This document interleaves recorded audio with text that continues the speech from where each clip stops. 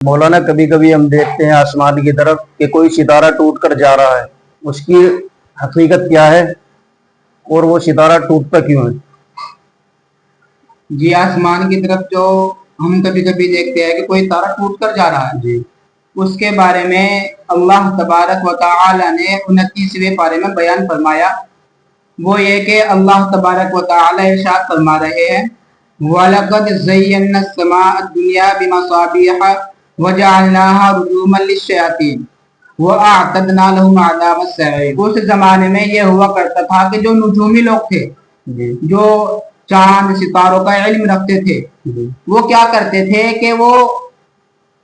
مستقبل میں کیا ہوگا اس کی پیشن گوئیاں کرتے تھے، اور وہ جھوٹی پیشن گوئیاں کرتے تھے۔ تو ہوتا یہ تھا کہ جب اللہ تبارک و تعالی کی طرف سے کوئی حکم ہوتا تو وہ 7ویں آسمان کے فرشتوں کے پاس جاتا حکم، پھر 7ویں آسمان کے فرشتے 6 آسمان والے فرشتوں کے پاس جاتے اور وہاں پر اس حکم کو بیان کر دیتے۔ اسی طریقے سے 6 والے 5ویں آسمان کی طرف، 5 والے 4 آسمان کی طرف، پھر وہ پہلے آسمان سمائے دنیا جو آیت کے اندر بولا ہے وَلَقَدْ زَيَّنَّا السَّمَاءَ الدُّنْيَا، پہلا آسمان سمائے دنیا پہلا آسمان۔ تو جب وہ اللہ تبارک و تعالی کا حکم پہلے آسمان پر آتا تو وہاں پر کیا ہوتا کہ جو شیاطین ہے وہ چپکے سے جا کر اللہ تبارک و تعالی کے حکم کو سن کر اور نیچے آ کر زمین پر نجومیوں کو بتاتے تھے پہلے آسمان پہ جا کے۔ اب وہ نجومی لوگ کیا کرتے تھے کہ اس خبر کے ساتھ میں 99 خبریں جھوٹی پھیلایا کرتے تھے عوام کے اندر۔ اب ظاہر سی بات ہے جو ایک حکم اللہ تبارک و تعالی کی طرف سے وہ تو سچ ہے اور 99 جھوٹ اپنی طرف سے اس کے ساتھ ملا دیے گئے ہیں، تو اللہ کا جو حکم ہے وہ تو ہونا ہے۔ جب کوئی نجومی یہ کہتا تھا کہ فلاں وقت پر بارش ہوگی، اور وہ اللہ تبارک و تعالی کی طرف سے حکم ہے کہ فلاں وقت پر بارش ہوگی، تو جب نجومی کوئی یہ حکم عوام کو دیتا تھا اس وقت بارش ہوتی تھی تو وہ کیا سوچتے تھے کہ بھئی یہ تو خدا ہے، یہ تو جو ہے مستقبل کی باتیں بتا دیتا ہے۔ تو یہ اس دور میں ایسا ہوتا تھا۔ تو اللہ تبارک و تعالی نے جب یہ دیکھا کہ بھئی اللہ کا جو حکم ہے وہ فرشتوں کے ذریعے پہلے آسمان پر جاتا ہے، پھر وہاں سے شیطان چوری سے اس کو سن کر نیچے نجومیوں کو بتاتا ہے، تو اللہ تبارک و تعالی نے پہلے آسمان کو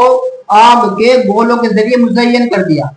کلام پاک میں 29ویں پارے میں اسی کو اللہ تبارک و تعالی بیان فرما رہے ہیں کہ وَلَقَدْ زَيَّنَّا السَّمَاءَ الدُّنْيَا، اور تحقیق کہ ہم نے پہلے آسمان کو مزین کر دیا ہے مصابیح چراغوں کے ذریعے، یعنی آگ کے گولوں کے ذریعے، وَجَعَلْنَاهَا رُجُومًا لِلشَّيَاطِينِ، اور ہم نے ان کو آگ کا گولا بنایا شیطان کے لیے۔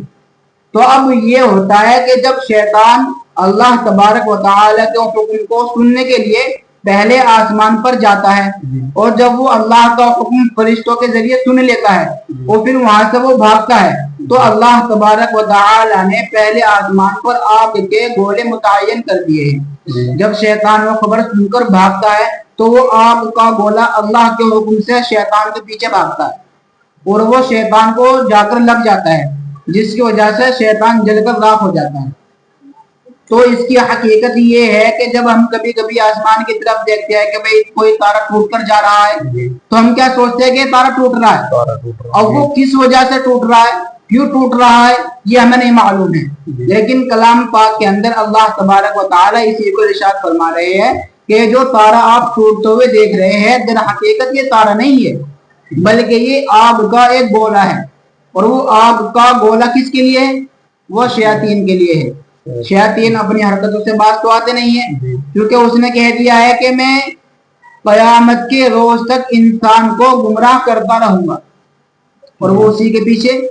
لگا ہوا ہے۔ وہ انسان کے پیچھے اس قدر لگا ہوا ہے کہ میں انسان کو کس طریقے سے نور سے نکال کر تاریکی کے اندر داخل کر دوں،